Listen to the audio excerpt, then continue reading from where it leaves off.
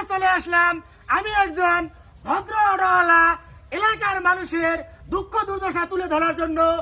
আমি এখন দাঁড়িয়ে আছি কুড়িগ্রাম জেলার ফুলবাড়ি থানার বড়বিডা ইউনিয়নের ৮ নং ওয়ার্ডের বড়লয়ে। আপনারা দেখতেছেন ভাই আমাদের বেহাল অবস্থা, সাধারণ জনগণের বেহাল অবস্থা।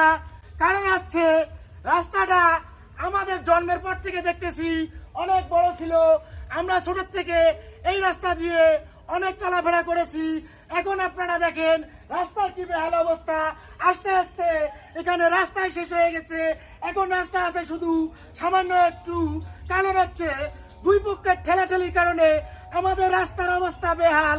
আপনারা হয়তো বা জানেন না, এদিক দিয়ে মিনি চাচার ঠেলাঠেলি আর এদিক দিয়ে কলি ভাইয়ের ঠেলাঠেলি।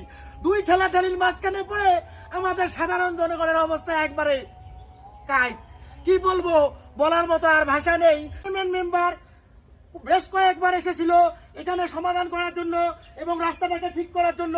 আপনারা হয়তো বা জানেন না, যেহেতু মেম্বার চেয়ারম্যানরা এখানে সফলভাবে কাজ করতে পারে নাই, তাই আমি আমাদের নতুন এমপি সাহেবকে আহ্বান জানাচ্ছি আমাদের বড়লয়ে এসে আমাদের রাস্তাটা দুঃখ দুর্দশাগুলো দেখে যেদিক দিয়ে রাস্তা আছে সেদিক দিয়ে রাস্তাটা নিয়ে আমাদের এলাকার মানুষের এবং এই রাস্তা দিয়ে, এটা হলো বড়লয়ে ১ নং সরকারি প্রাথমিক বিদ্যালয়ের প্রধান সড়ক।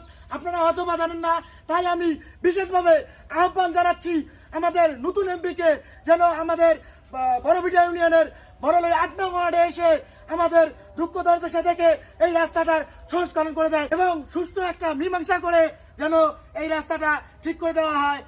ইতিমধ্যে আমি এই জমিওয়ালার সঙ্গে দেখা পেয়ে গেছি। ইনশাল্লাহ ক্যামেরাটা সামনে নিয়ে আসো তো।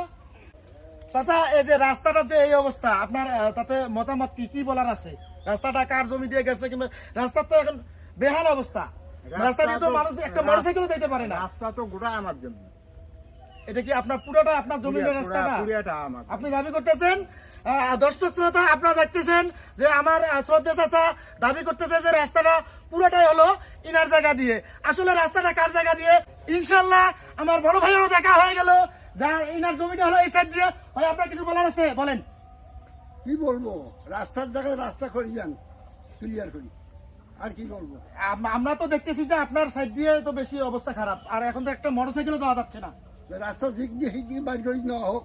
এখন ঘটনা হচ্ছে, আগে তো এই দিক দিয়ে গাড়ি ঘোড়া অনেক কিছু যাইতো, এখন তো একটা মোটরসাইকেলও যাইতে পারে না। এলাকার মানুষের তো অনেক কষ্ট হচ্ছে, অনেক দুর্দশা হচ্ছে। আপনার সেই বিষয়ে বলার কি? তার জন্য আমরা আমিন দিয়ে রাস্তা যারা বাইর করি, রাস্তার জায়গা দিয়ে রাস্তা করার জন্য আমরা